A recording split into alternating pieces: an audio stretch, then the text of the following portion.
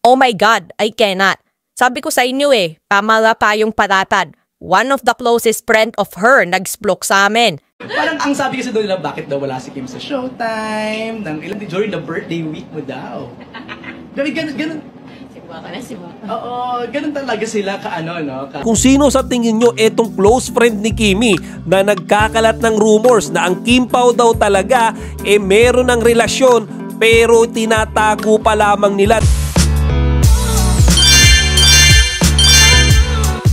Magandang araw mga kachika! Rigel po ulit ang inyong Chika Patrol. Bago tayo magsimula mga kachika, inaanyayahan ko muna kayong mag-subscribe dito sa ating munting channel para palagi kayong updated sa mga latest at nagte-trending na mga showbiz balita. Dahil sa mga sunod-sunod na kissing scene at real life sweet moments, marami ng mga Kim Pao fans ngayon ang nagtatanong, ano na nga ba talaga ang real score sa pagitan ni Paolo Abilino at ni Kim Chiu? Ngayon mga kachika, ito ang good news. Meron daw silang malapit na kaibigan na nag-splok kung ano talaga ang tunay na estado ng kanilang relasyon.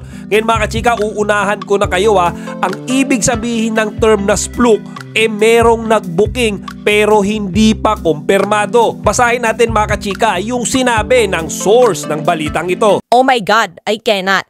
Sabi ko sa inyo pamala pa yung paratad. One of the closest friend of her nag-splok sa amin. Kaya pala ang blooming nitong dalawa. Tama tayo. Woo! Thank you Lord. Dala-dala natin, ready na ulit mag-love life. O di ba mga kachika? At syempre may mga nagtanong dyan, nasan yung ebidensya? Nasan yung resibo mo? At ito yung sinagot niya mga kachika. Saan man resibo kapag pwede na lahat? Hehe, promise, ikakapuwa nating lahat kung sino nag-splok sa amin. O di ba mga kachika? Kaya nga tanong ko ngayon sa isipan ko, sino nga kaya itong close friend na ito na alam nyo yun nagsabi or nag-booking na si Paolo at si Kim Chiu totoong may relasyon na. Kaya mga kachika, ang daming nagtanong dyan kung etong ini-spread ba na splok na to totoo or chismis lang. Kasi dito sa Chika Patrol mga kachika, binabalita natin dito totoo lang. Hindi tayo nagkakalat ng fake news o yung mga imbento lang na balita. Kaya nung may nagtanong doon mga kachika kung yung balitang yan legit ba, ito yung sinagot nila. Super duper legit me. Di lang pwede pa namin i-post kung sino siya kasi pribado pa kami lahat. Pero sa tamang araw niya pwede na. So ayan nga mga kachika, so nahati sa dalawang panig yung comment section na yan. May mga naniniwala at meron ding nagsabi o sumuporta dyan na ever since pa lang daw alam na nila yan. Nire-respeto daw nila na talagang ayaw pa umamin ni Kim Chiu at ni Paolo Abilino. Pero yung circle of friends nila, yung mga close friends nila, alam naman daw talaga na silang dalawa meron ng relasyon. Parang ang sabi kasi doon nila, bakit daw wala si Kim sa Showtime? During the birthday week mo daw. Ganun. Siba ka na, siba. Oo, ganun talaga sila during the birthday week mo daw. Ganun. Siba ka na, siba. Oo, ganun talaga sila Kaya nga mga kachika, tumagas yung chismis na nanggaling mismo sa malapit nilang kaibigan. Na yun nga, kinumpirma na sila daw meron ng relasyon or magjowa na talaga sila.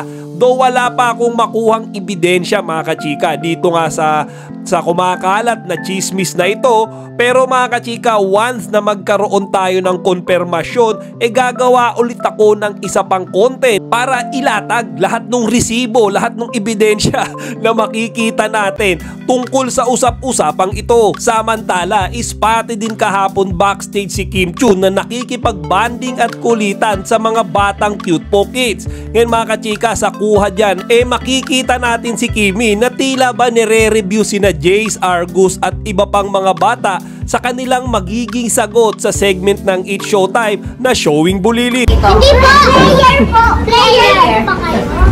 Oo. Ano ang unang sagot? Bawal! Bawal! Bawal! Sabi ang unang sagot? Bawal! Sa pelikula? Bawal! Bawal, bawal. Bakit ka ginawa? Okay, mali pala. Marami Marami nga mga kachika yung mga fans na nagsasabi na talaga naman daw mother figure etong si Kimi. Panigurado daw na kapag ito daw ay nagkaroon ng sariling baby, magiging sweet and gentle din ito sa kanyang mga anak. Bago natin tapusin itong content na ito mga kachika, gusto ko kayong tanungin kung sino sa tingin nyo etong close friend ni Kimi na nagkakalat ng rumors na ang Kim Pao daw talaga meron ng relasyon pero tinatago pa lamang nila dahil sasabihin daw nila ito sa tamang panahon. Ilagay nyo dito sa comment section yung pangalan na naisip nyo mga kachika. Chika Patrol signing out! Chika, huwag nyong kalimutan mag-like, comment, and subscribe. Para sa iba pang mga celebrity news, i-click lamang ang mga videos na ito.